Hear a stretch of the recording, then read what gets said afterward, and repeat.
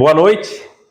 Abram a Bíblia de vocês em Mateus capítulo 28, a partir do versículo 16. Mateus capítulo 28, a partir do versículo 16. Um texto muito conhecido da igreja. Assim diz a palavra do Senhor. Os 11 discípulos foram para a Galiléia, para o monte que Jesus lhe indicara. Quando viram, o adoraram, mas alguns duvidaram. Então Jesus aproximou-se deles e disse: Foi-me dada toda a autoridade nos céus e na terra. Portanto, vão e façam discípulos de todas as nações, batizando-os em nome do Pai, do Filho e do Espírito Santo, ensinando-os a obedecer a tudo o que eu ordenei a vocês, e eu estarei com vocês até o fim dos tempos. Vamos orar? Senhor, muito obrigado, Deus, por este culto, obrigado pelos louvores, Pai, por tudo que nós já presenciamos aqui essa noite. Obrigado porque o Senhor se faz presente e a Ti é dedicada toda a oração, toda a adoração, porque o Senhor é digno de receber. Que o Senhor apenas me use agora, Pai, como uma simples ferramenta, que eu não passo disso, sou apenas isso, para a edificação da Tua igreja. Usa os meus lábios, Pai, e a minha vida neste momento, para instruir, para consolar, para ajudar as pessoas na caminhada, Pai, pois para isso o Senhor nos coloca aqui diante da Tua palavra. Abre os corações, Pai, mantenha as nossas mentes e os nossos corações atentos para o que o Senhor vai falar essa noite. É essa oração que nós fazemos em nome de Jesus. Amém. Esse texto talvez seja um dos mais conhecidos de toda a Bíblia, juntamente com João 3,16. Todos sabem João 3,16 de cor, não é? E esse texto é considerado, ele tem o nome de a grande comissão. Quando Jesus ele diz para os seus discípulos, ide e pregue o evangelho a toda criatura, façam discípulos de todas as nações, batizando-os em nome do Pai, do Filho e do Espírito Santo, e eu estarei convosco até a consumação dos séculos ou até o fim dos tempos. Esse texto nos mostra que Jesus ele deu uma função para a igreja e uma coisa precisa ser dita. Essa tarefa não é para ninguém mais do que apenas a igreja. O ID de Cristo não é dado a nenhuma instituição nessa terra. O ID de Jesus Cristo não é a obrigação de ninguém, exceto da igreja. E quando eu estou falando de igreja, não estou falando, obviamente, de templos. Quando eu estou falando de igreja, obviamente, eu estou falando de pessoas. Nós somos a igreja. E essa é a nossa obrigação perante Deus. Aqui Jesus ele usa no imperativo, ele está dando uma ordem. Jesus ele não está colocando uma opção de escolha se você quer fazer missões ou se você não quer fazer missões. Aqui ele está dando uma ordem. Ide e preguem o evangelho, ponto. E essa é a minha e a sua função. Ninguém mais tem essa função além de nós. Outra verdade que precisa ser dito é que essa obra, essa função, é para ser realizada agora. Essa função não foi dada para Cristo para ser realizada quando você tiver vontade ou quando as suas condições te permitirem fazer. O ID de Cristo, ele é urgente, é de caráter urgente. A Bíblia diz que prove a Deus, ou assim quis o Senhor, salvar as pessoas pela loucura da pregação, porque para o mundo é loucura a mensagem da cruz. Mas através da mensagem do Evangelho é que as pessoas são salvas por Deus. Então essa mensagem ela é de um caráter urgente. Ela é a nossa função e ela precisa ser feita hoje e agora. Mateus ele escreve esse evangelho provavelmente para os irmãos de Antioquia, para gentios. A visão de Mateus aqui em escrever este evangelho era inspirar os irmãos a servirem ao Senhor fielmente, mesmo diante das provações e das tempestades que a vida possa nos reservar. Mateus aqui ele incentiva as pessoas a continuarem seguindo a Cristo independente da situação em que ela viva. Porque, infelizmente, muitas pessoas elas seguem a Cristo através de circunstâncias. Se as circunstâncias são favoráveis, então eu sou um seguidor e um discípulo de Cristo. Se as condições não são favoráveis, eu retiro meu time de campo e fico apenas seguindo de longe, assim como Pedro fez quando Jesus estava sendo crucificado. Portanto, nós temos que entender que Jesus, nesse texto, Jesus ele tinha acabado de ressuscitar. Esse texto, Jesus havia acabado de ressuscitar dos mortos. Irmãos, nesses dias, nós temos que entender que os discípulos, eles estavam vivendo dias e momentos complicadíssimos. Eles seguiram Jesus durante 3 anos e meio no seu ministério aqui na terra. Eles estavam com Cristo, eles ouviram, eles aprenderam de Cristo, eles andaram e viveram com o Mestre. E de repente o Mestre morre. E de repente o Mestre é crucificado. E de repente o Mestre é sepultado. A Bíblia conta em outros textos que eles estavam trancados dentro de uma casa. Por que eles estavam trancados dentro de uma casa? Com medo da perseguição daqueles que já mataram o seu mestre. Porque se eles feriram o pastor, eles iriam atrás das ovelhas. Se eles feriram o mestre, eles iriam atrás dos discípulos e seus seguidores. Então eles estavam trancados numa casa com medo, amedrontados e decepcionados. Porque tudo aquilo que eles entregaram para Cristo durante 3 anos, agora estava numa sepultura, vigiado por guardas romanos. E agora tudo aquilo que eles imaginavam já não existia mais. Os soldados romanos, eles colocaram...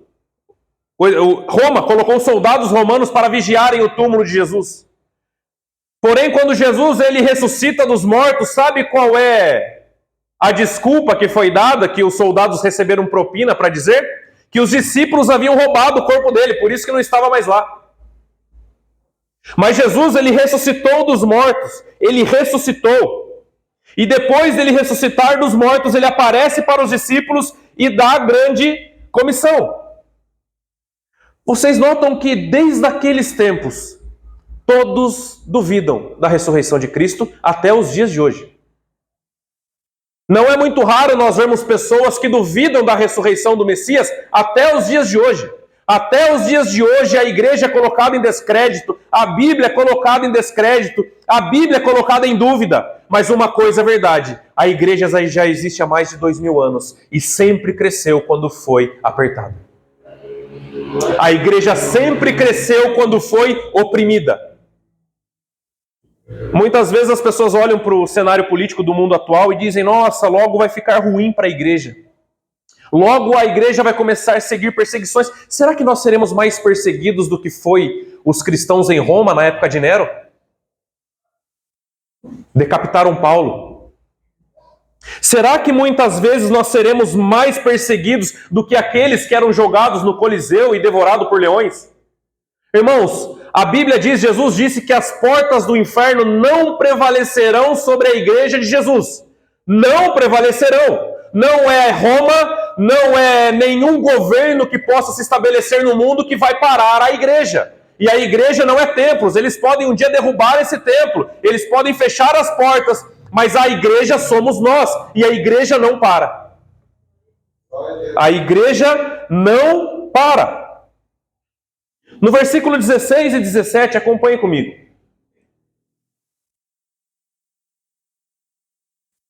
Os 11 discípulos foram para a Galiléia, para o monte que Jesus lhe indicara. Quando viram, o adoraram, mas alguns duvidaram. Nesse cenário de incerteza, de repente chega uma notícia para os discípulos. O corpo de Jesus não está mais lá, não. A pedra não está mais no lugar e ele não está lá. Roubaram o corpo dele, só pode.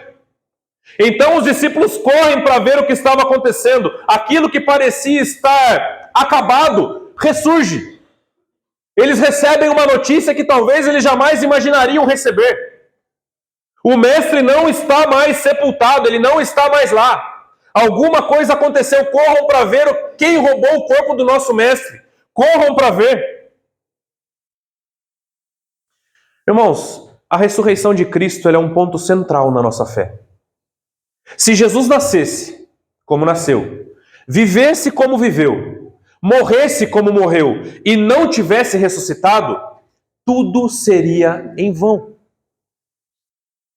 Se Jesus não tivesse vencido a morte e ressuscitado no terceiro dia, a nossa fé seria em vão.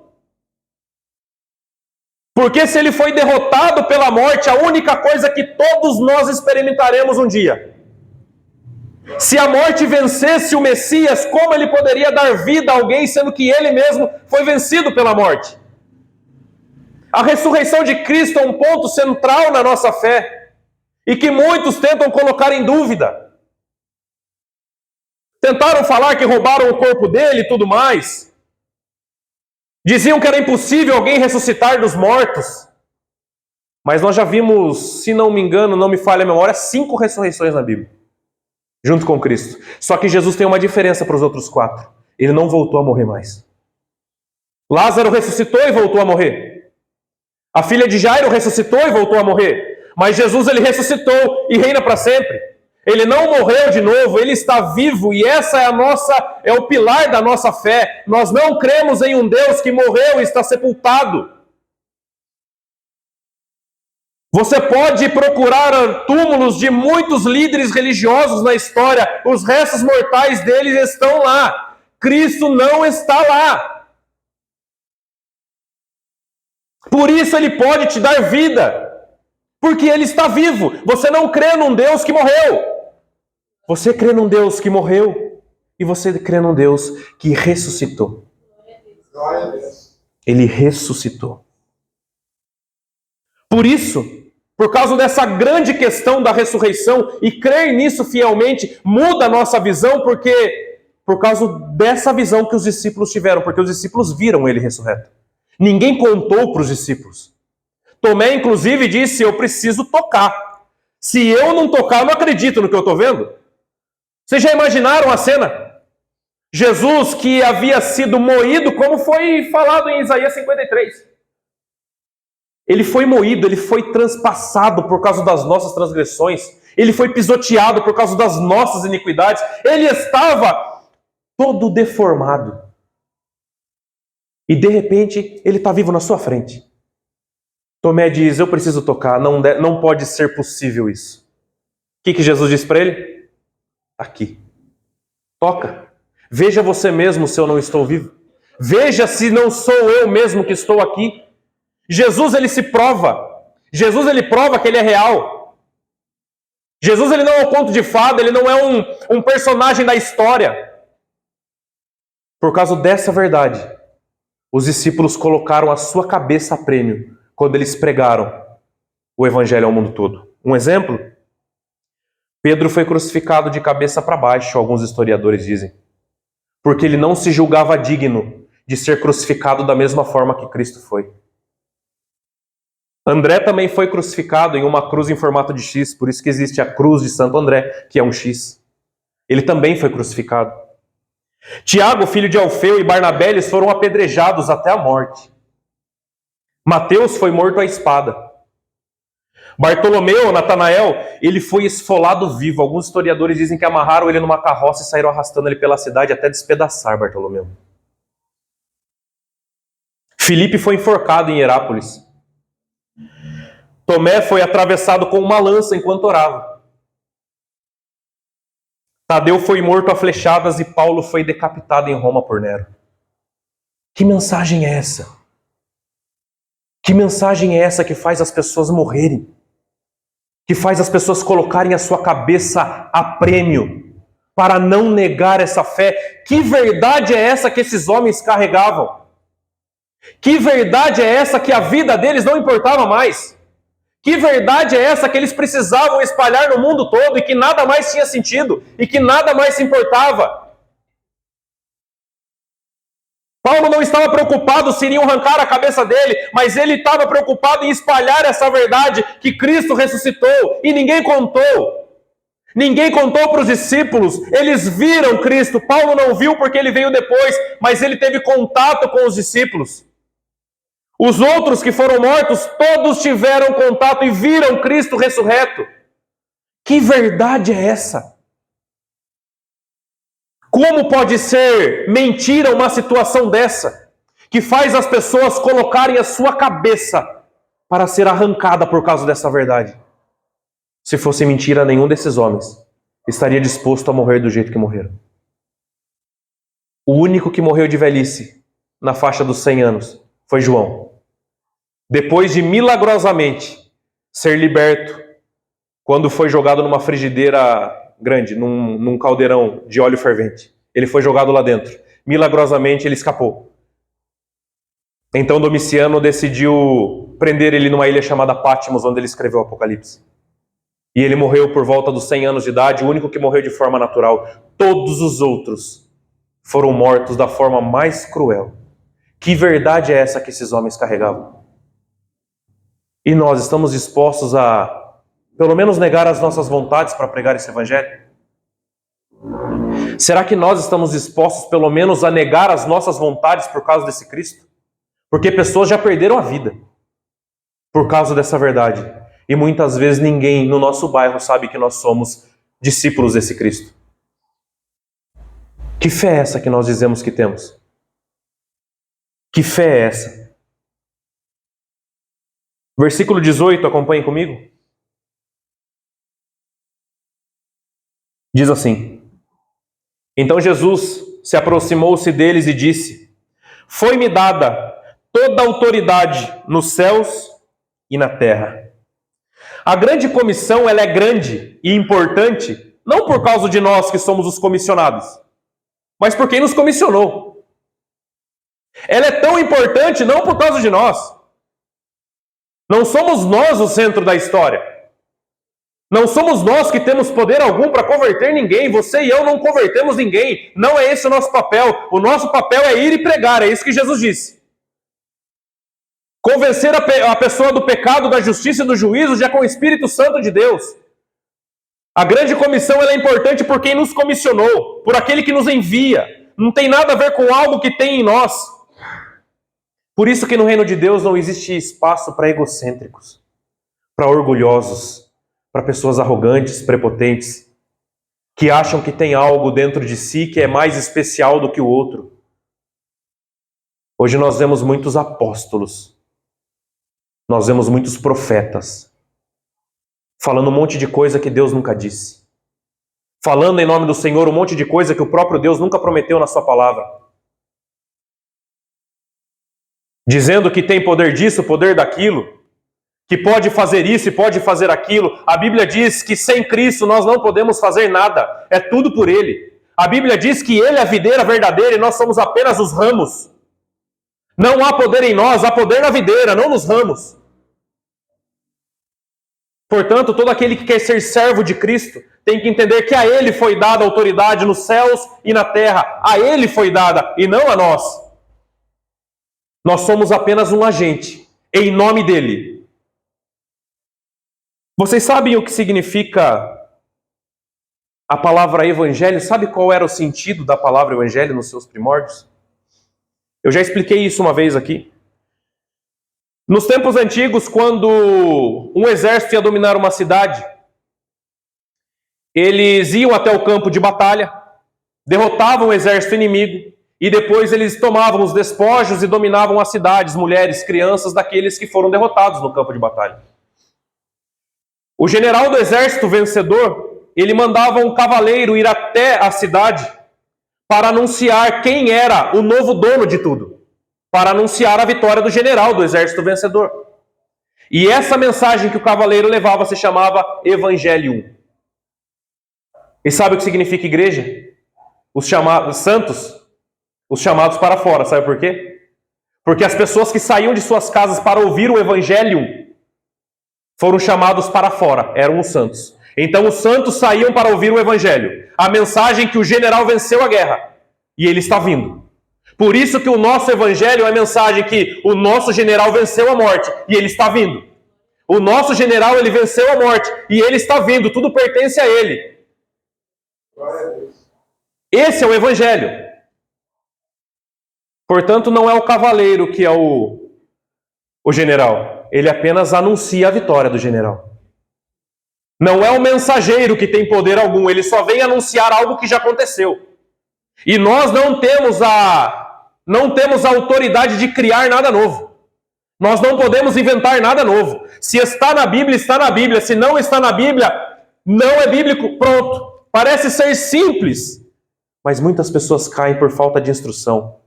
A Bíblia diz em Oséias que o povo de Deus, ele padece por falta de conhecimento.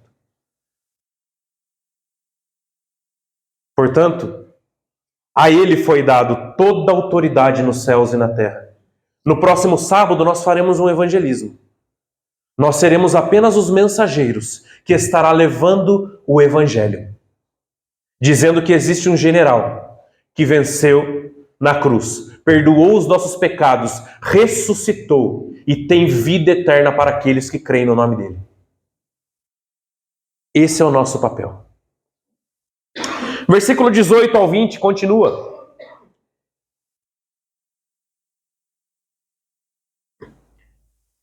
(19 a 20). Portanto, vão e façam discípulos de todas as nações, batizando-os em nome do Pai, do Filho e do Espírito Santo, ensinando-os a obedecer a tudo que eu ordenei a vocês. E eu estarei sempre com vocês até o fim dos tempos. Um negócio importante que nós temos que entender. Aqui o id ou vão, ele está no gerúndio, que significa, é uma forma de indicar movimento numa ação. Deixa eu explicar para vocês. Ao invés de vão ou id, é indo. Você não precisa ir para algum lugar para fazer missões, mas enquanto você vai, faça missões. É essa a ideia. A ideia aqui não é que você tem um local específico, olha, vai lá e faça missões. Não. Vai fazendo missões pelo caminho. Vai indo e já vai fazendo discípulos. Vai indo e já vai fazendo missões. É em movimento. É óbvio que existem pessoas chamadas para o campo missionário em outros continentes, em outros países, isso é ótimo. Mas todos nós fomos chamados para ser missionários na padaria aqui perto da igreja. Todos nós somos chamados para ser missionário no supermercado ali embaixo. Todos nós fomos chamados para ser missionário na feira. Sabe por quê? Porque indo, aonde você passar, aonde você caminhar, aonde você trabalhar ou estudar, faça discípulos. Você tem feito isso? Você tem cumprido a sua missão? Porque não é apenas do pastor, não. Não é apenas de um missionário, não. Nós somos chamados para estar caminhando com o povo na linha de frente. Mas todos nós temos esse chamado. Vão! Enquanto vocês estão indo, façam discípulos de todas as nações e batizem em nome do Pai, do Filho e do Espírito Santo, ensinando-os a obedecer a tudo que eu lhe ordenei. Sabe uma coisa que é interessante? Não existe discipulado sem ensino da palavra de Deus. Não é isso que Jesus disse? Façam discípulos, ensinando a obedecer a tudo que eu lhe ordenei. Mas sabe por que muitas vezes nós não fazemos discípulos? Porque nem nós aprendemos para fazer discípulos. Por isso que eu digo, se nós não tivermos um conhecimento bíblico, pelo menos defender os pontos centrais da nossa fé, nós jamais faremos discípulos. Porque você vai passar o quê? Para quem? Sendo que nem você tem o conhecimento. Não estou dizendo que você tem que se matricular numa faculdade de teologia amanhã. Eu estou dizendo, leia a Bíblia e defenda os pontos centrais da sua fé e passe isso à frente, faça discípulos. O que você tem para oferecer para as pessoas? O que você tem para oferecer? Irmão, cargo na igreja não transforma ninguém em discípulo de Cristo. Ser membro de uma igreja não transforma ninguém em discípulo de Cristo. Ser discípulo de Cristo é na vida diária, no dia a dia. Uma vida voltada para a causa de missões. Uma vida voltada para espalhar essa notícia que o nosso general venceu e ressuscitou. Essa é a nossa notícia. Mas para quem você tem feito isso? Você tem levado essa mensagem para quem? Não existe cristianismo no sofá da nossa casa, irmãos. Não existe cristianismo sem ensinar para as pessoas a fé. O evangelho da cruz, a mensagem da cruz. Hoje, infelizmente, nós vemos muitos evangelhos sendo pregados aí fora. Muito evangelho diferente do que está sendo ordenado na palavra de Deus, sendo ensinado aí fora. Evangelho da prosperidade, né? A teologia da prosperidade, agora tem a teologia coach, que você pode, você consegue, você é isso, você é aquilo. Mas o evangelho verdadeiro diz que nós somos miseráveis pecadores, estávamos mortos em transgressões e em pecados, e ele pagou o preço no seu lugar. Só isso. Só isso. Se você merece alguma coisa assim como eu, é o inferno. Se você merece alguma coisa assim como eu, é a condenação do inferno, porque todos nós pecamos. Todos nós ofendemos a santidade de Deus. Todos nós. Por isso a Bíblia diz que as misericórdias dele se renovam a cada dia. O que significa isso? Que todo dia ele derrama a sua misericórdia sobre a sua e sobre a minha vida. Porque se não fosse a misericórdia dele, nós nem acordaríamos pela manhã. Portanto, é tudo por ele.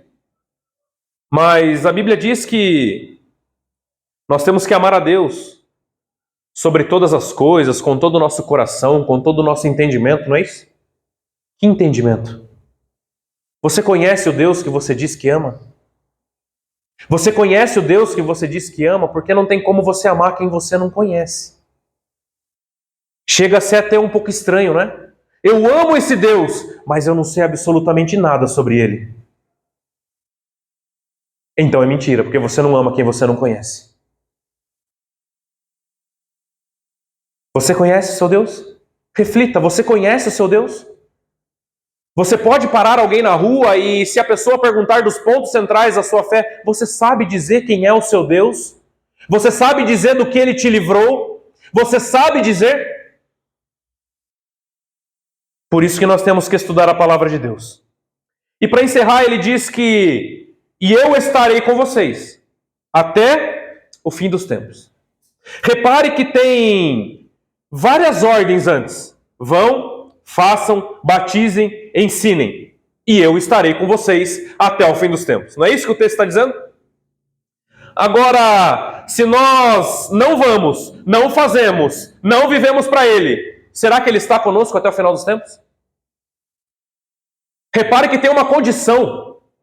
O texto nos apresenta a condição. Vão, façam. E eu estarei com vocês. Olha, Jesus ele tem compromisso com aquele que tem compromisso com a obra dele.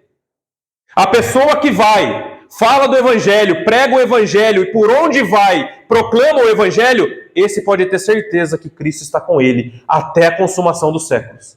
Agora, muitas vezes nós não vamos, nós não fazemos, nós ficamos apenas olhando a carruagem passar. E depois é muito fácil dizer, Jesus está comigo, eu sei. Será? O texto não diz isso. O texto ele diz que ele garante que estará todos os dias com aqueles que pregam o evangelho e fazem discípulos. Eu disse na EBD um dia, você tem algo para oferecer para alguém? Alguém que chega perto de você ou convive com você no seu trabalho, na faculdade, na escola, onde seja, você tem algo para oferecer de Cristo para essa pessoa? Você é alguém que a pessoa pode dizer, olha, através dessa pessoa eu conheci o evangelho, através dessa pessoa eu realmente comecei a olhar diferente para as coisas de Deus. Eu comecei a olhar diferente para os crentes, para os evangélicos. Será que nós oferecemos alguma coisa para alguém? Será que nós somos o sal da terra e a luz do mundo? Será que nós realmente fazemos a diferença? Eu sempre digo, não tem como você passar para alguém algo que você mesmo não possui. E para encerrar, a Bíblia diz que os trabalhadores são poucos, não é isso? A seara é muito grande, o campo é muito grande, tem muitas pessoas para evangelizar, mas os trabalhadores são poucos. Daí eu pergunto para vocês, será que os trabalhadores são poucos porque numericamente são poucos? Ou os trabalhadores são poucos porque poucos se dispõem a trabalhar?